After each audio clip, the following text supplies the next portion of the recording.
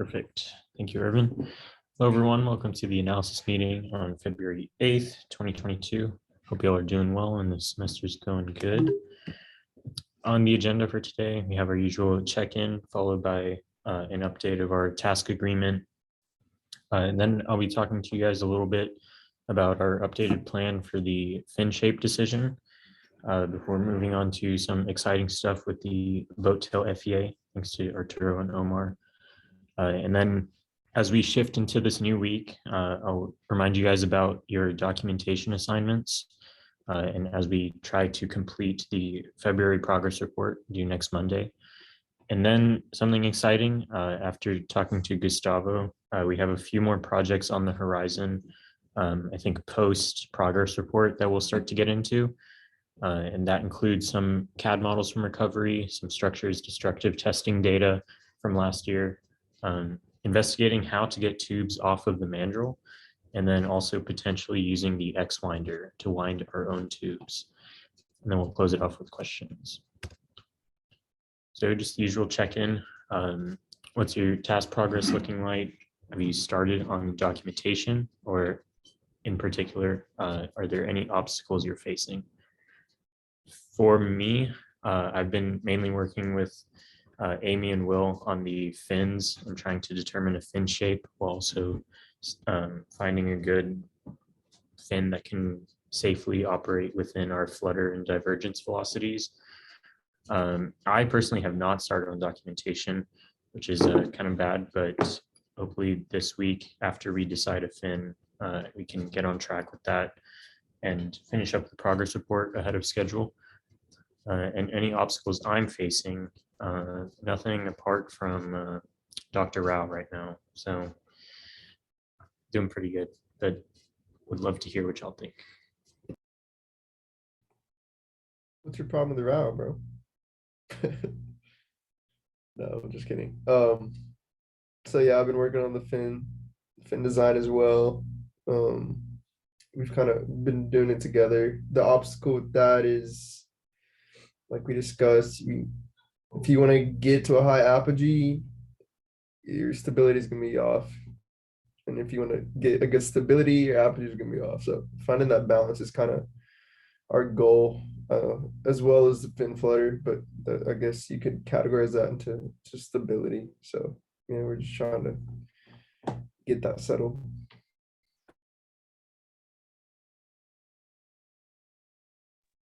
Yeah, I guess I can go next.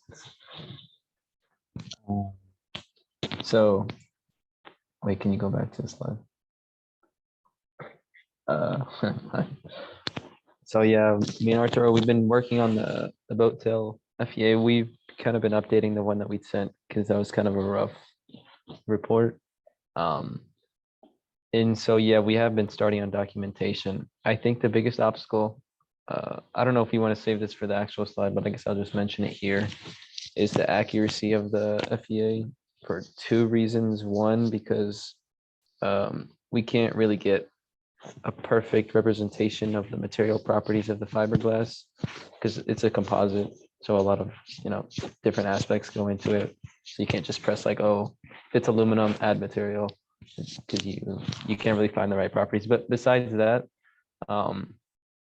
yeah, there's another kind of, I don't know, issue, but I think I can save that for the actual slide. I don't want to go too much into detail, but we're working towards it.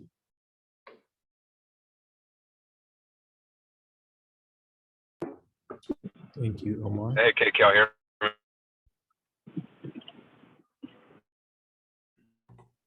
Yes.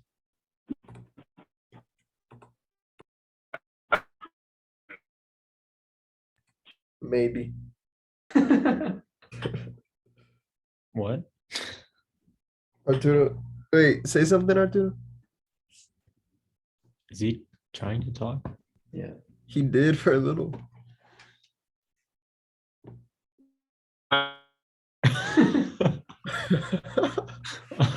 All right, Arturo, if you could just drop it in the chat, and then I'll also just let Omar talk once we get to your slide.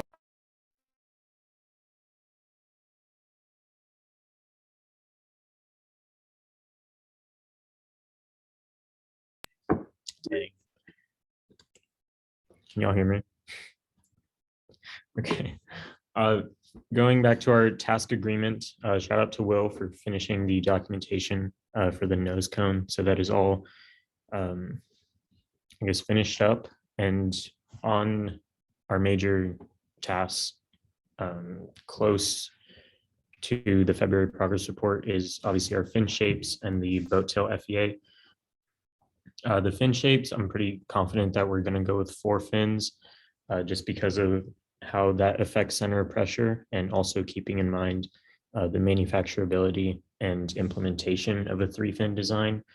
I think we'll be much more confident with 4 fins, and it's also what we've always done. So we do have that experience of implementation as well. I haven't added the new projects on here yet because I do want to talk to both structures and recovery regarding those projects, because I think we'll work closely with them on those new things. So I want to see how our timeline shapes up post progress report, and then we can get more specific and get started with that afterwards. Also keep in mind the Zenith questions and data sheet is coming up on March 4th. So that is, I don't know if you guys saw, I don't know if Gustavo sent it in the general on the Discord, but there's a huge document with a bunch of questions that get as specific as like stuff we've been doing in the lab or just with any task about, I guess, all of Zenith, all of our design decisions, all of our validations that we performed. And I think it'd be good for us to go through and at least for both the general Zenith questions and analysis specific stuff to go and answer that to the best of our ability right now. And also include maybe a sentence or a bullet point or two about why that is the case. But yeah, just keep that in mind post progress report. So fin shape decision, I'm pretty confident we can get a final decision and recommendation by tomorrow. Thankfully, it's been pushed back a lot. So trying to finish that up as soon as possible. We are moving away from Concorde style fins. I think they're going to be way too hard to model for flutter and divergence, even if they do show improved stability and apogee. We just won't have the confidence of being able to say that they won't flutter, which I think is extremely essential, not only for spaceport, but obviously for flight. So the new plan, after talking to Gustavo, there are 3 different configurations. I'll talk about them on the next slide. And there's a plan to have around 2 or 3 fins for each configuration. So if you can see the spreadsheet on the bottom, so far from the lab yesterday, Amy and I were working on each of our own fin designs for each different configuration so that we can have as many, I guess, possibilities as we can present. So I think the more, or if Will, you wanted to add on your own interpretation of a fin design for each configuration, that'd be super helpful and also help us kind of see what elements of one design may be better for fins, and which we can try and merge into like one final fin design, if that makes sense. So now the configurations are as follows. They're just listed 1, 2, and 3 right now. They're as presented. So the first configuration is the standard, kind of what we've all been working with up until this point. You have your payload bay as the connector of the upper and lower airframe, the avionics bay, and then space for recovery in this shoulder, and then the nose cone. Configuration 2 is where we swap the payload and avionics bay. Now, I don't know if this is possible actually in terms of flight and assembly steps, because I know we do at some point in our assembly at Spaceport have to take the payload out of its bay, go and weigh it, and then put it back in. So we might have issues with packing and setting up the recovery system if the payload is ahead of the avionics bay. But I just want to cover all of our potential options right now. This helps us because it will push the center of gravity forward more giving us a little more space to work with the center of pressure for our fins. So just by making the switch, you can see the stability went from 1.7 with these fins to 1.86. So I think if we try and optimize a fin design for around a stability of like 1.5, because our stability is only going to grow during flight as our center of gravity pushes forward due to the burn of the motor. I think giving us that 1.5 stability will allow us to try and maximize apogee the most. And then the third configuration is in similar fashion to what we discussed earlier, I think around the PDR, but there were brief discussions of putting the avionics bay in the nose cone. I haven't talked to avionics to see if that's actually possible because I don't know how they're planning on arming their system and if they still want to use the screw switch, which if it goes in the nose cone is not possible to access when it's on the pad. But yeah, as I said, just want to cover our options. I still think configuration 1 is the most likely option that we're going to actually implement for Zenith.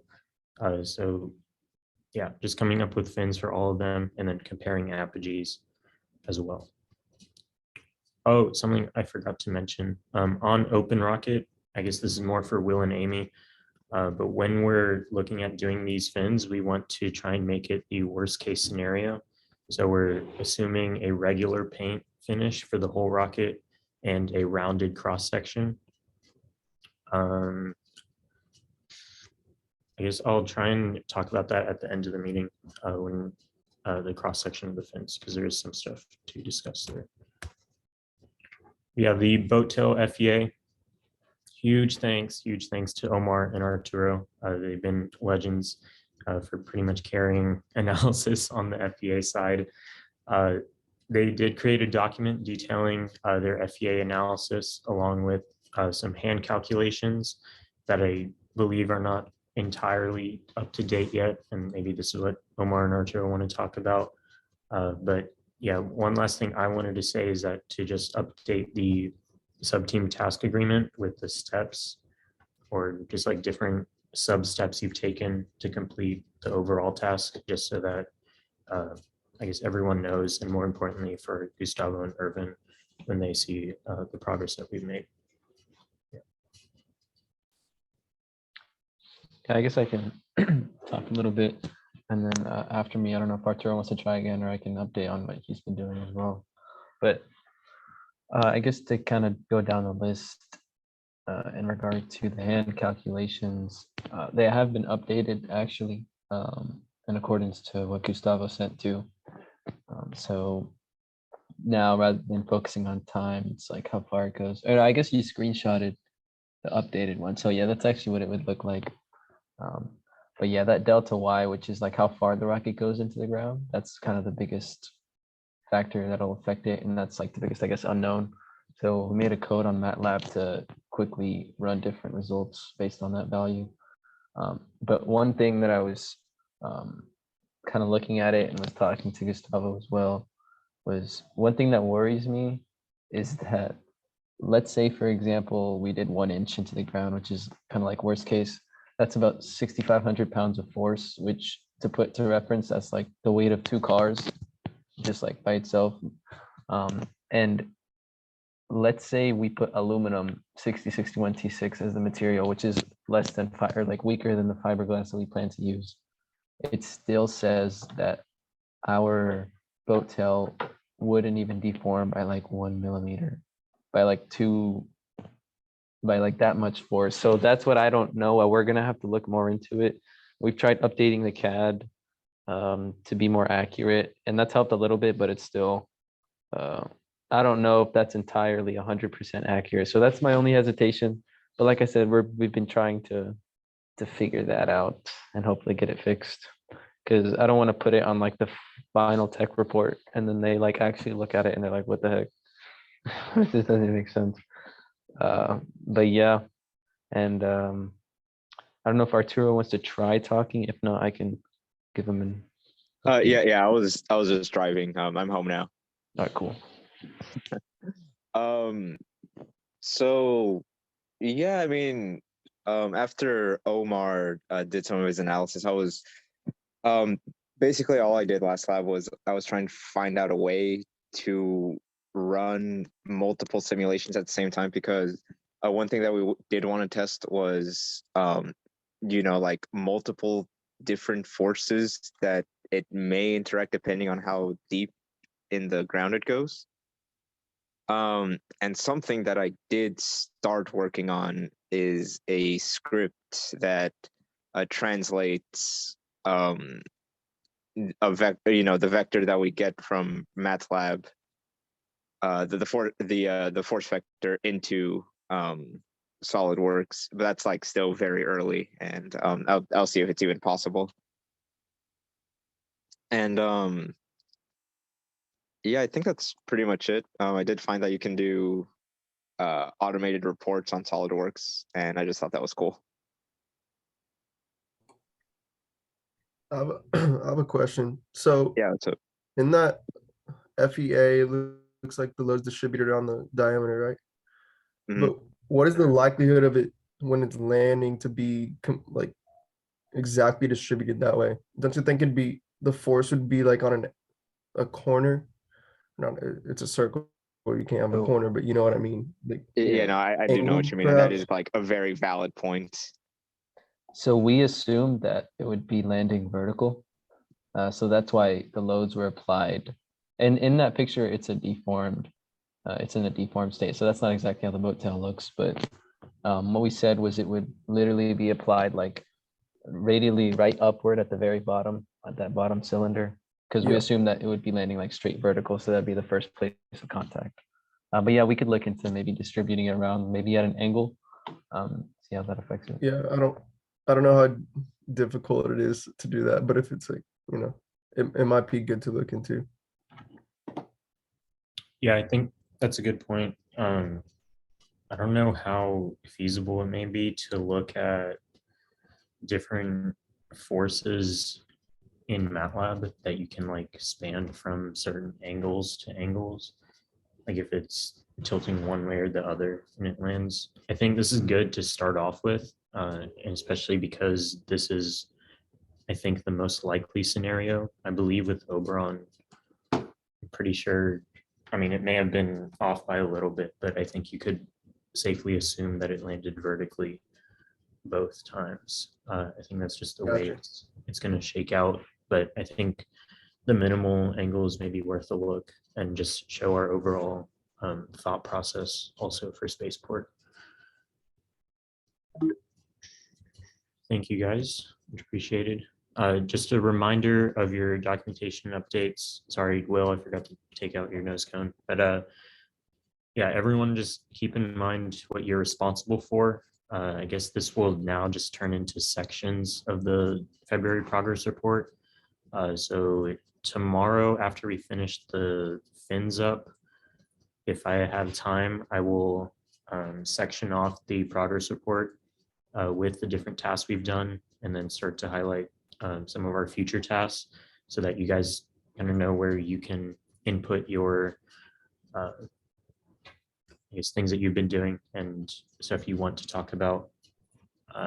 Yeah, just a heads up, it's due next Monday. So after the lab on Wednesday, later in the week, I'll try and get on Zoom or the Discord voice channels later in the week and on the weekend to work on it. And I'll let you guys know, hopefully the day before. So if you could help on or hop on and help me out, that would be much appreciated. There's also a section, if you don't remember, where you are allowed to add in your own personal comments as to how you believe the sub-team is operating and your role within it.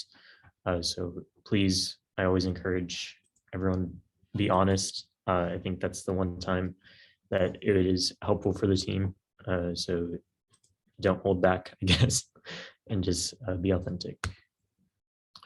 So for pretty much everyone minus Will, Amy, Arturo, Omar, I know it's been a little bit of tough sledding in terms of projects. So I hope this new phase post progress report is something you guys are excited about and something you guys want to work on. We have the detailed recovery CAD. Carlos called me last week and wanted analysis to help out with some pretty detailed CADs for some of the recovery system. I think providing that for them would be really cool and super helpful to the team overall. It also got me thinking about having detailed sections of Zenith. I'm not sure if it's worth putting it all together in one final assembly, but if we had kind of a detailed recovery system, a detailed avionics CAD, detailed payload CAD, maybe the motor and the boat tail CAD, which are kind of in development already. But having those specific sections will also be super helpful for the tech report when we talk about individual parts and we need pictures or figures, and also leaving that in the appendices is usually gives you some good points. But also the structures destructive testing data. Last year, Structures and I, we took our fiberglass tubes that we wound on the X-Winder and crushed them in the material science lab. So there's a bunch of data sitting, I think, in the old drive, but I think it's also in our new drive now, regarding the strength of the in-house wound fiberglass. So that is something we need to look at and analyze and cross-reference with professional, I guess, values that we can find online. I know Omar and Arturo had some trouble with finding certain values or material properties of fiberglass online, and that's just because it's a non-isotropic material, so it's very hard to determine what its properties are like in each direction without you actually going to test it yourself. So in terms of development for SRAD and really the future of the team, if we want to start winding our own tubes and moving towards a full SRAD rocket, this is a key step of that process. So please let me know if you're interested in doing that. And then the next two are also related to structures and fiberglass tubes, but researching how to get the fiberglass tube off of the mandrel is something we should look at. If you recall, Structures last semester wound a fiberglass tube onto the mandrel and did a pretty good job, but they could not find a way to get it off. And still, as of now, it is just laying in the lab, kind of stuck onto the aluminum tube. And it's something we've struggled with ever since last year of finding a definitive safe way to get the tube off. So I'm sure we can try and think of something, do some research, maybe reach out to some other experienced X-Winder owners and see what we can come up with. And then lastly, using the X-Winder to wind new tubes. That is super exciting and probably my favorite part of working with Structures, just being able to take the fiberglass fibers and turn it into a physical, like strong, dense tube was really cool. It does take a lot of time, but I think the process is really worth it. And you, I think, learn a lot about the X-Winder and material properties in general.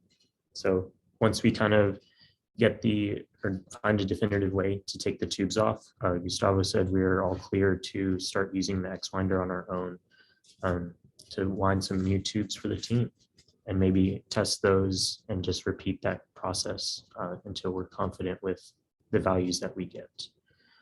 But they haven't been added, or these projects haven't been added to the task agreement yet.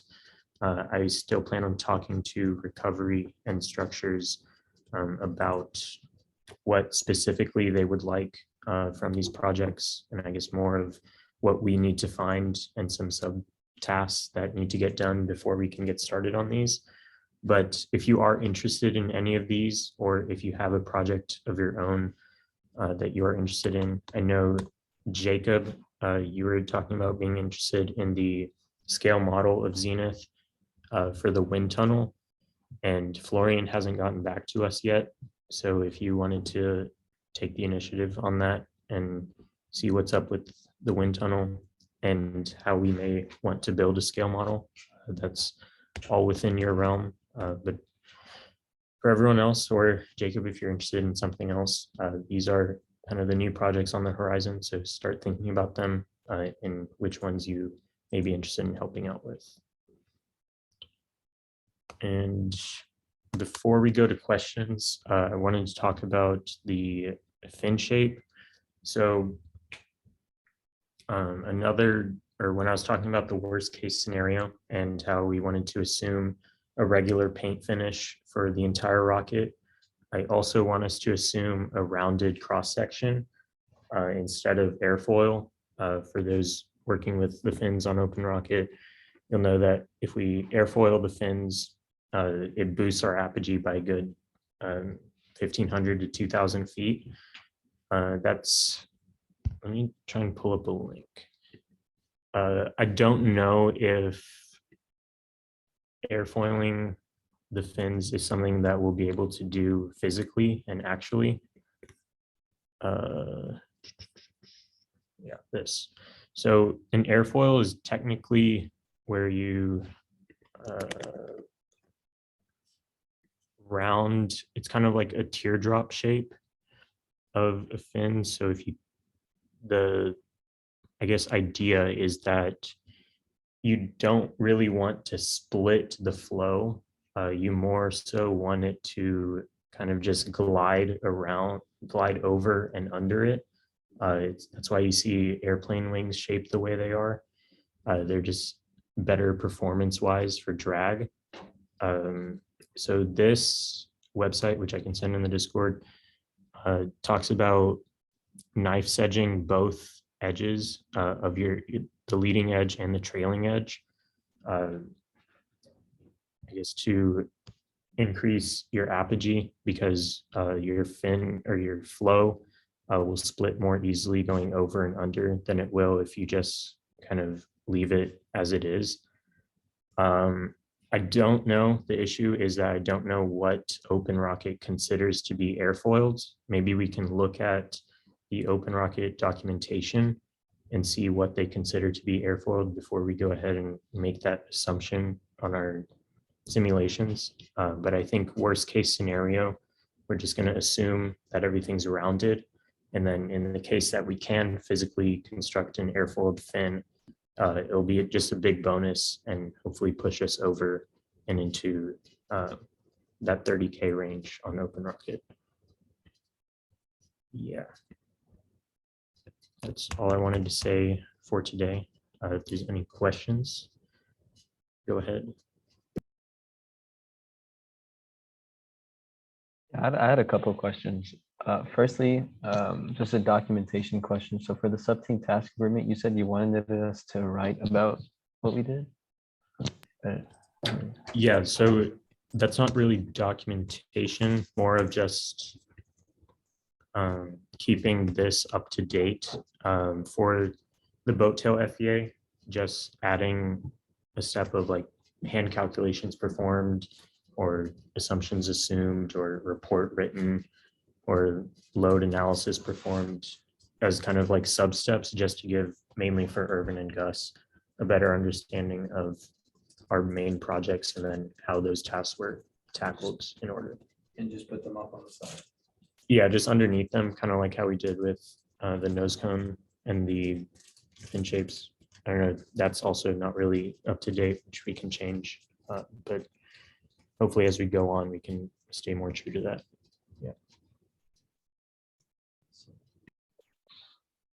If you can go back to that picture about the airfoil on the fin, I was just curious about something.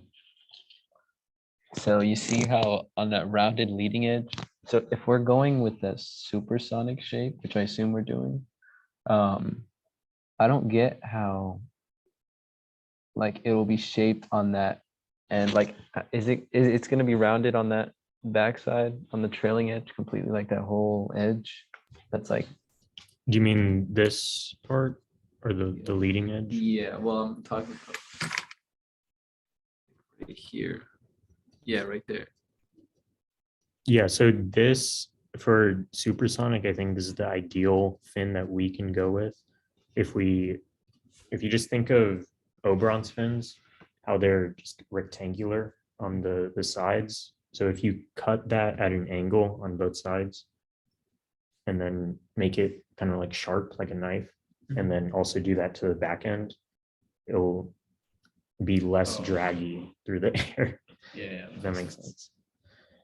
Yeah, I think so. That's technically airfoiling, but it's not like the common airfoil That you think of. term that I think of. So I don't think Open Rocket thinks of airfoil like this.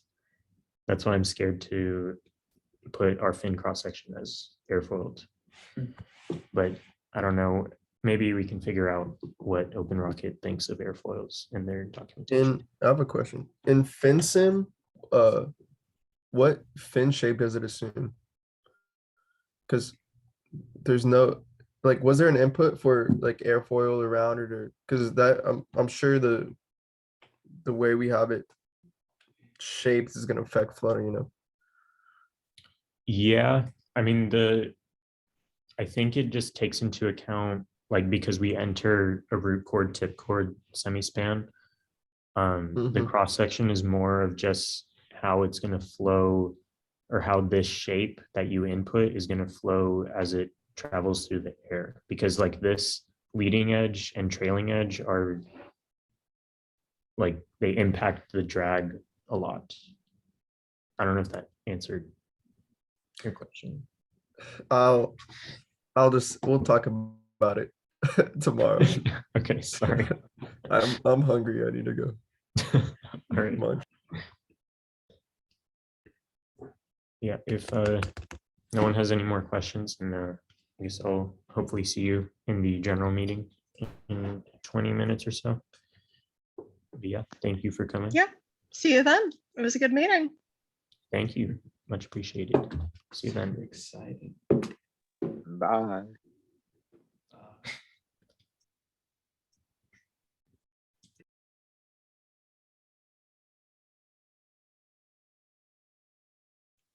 So I have a question real quick, actually.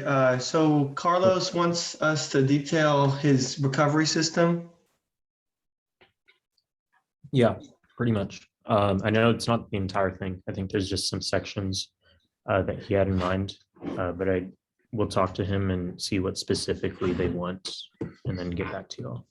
Okay, well, I'm totally interested in that. So if I need any more like specific answers, I could just DM him. Yeah, I think I'll just I'll tell him to message probably just the analysis Discord as to what he's looking for.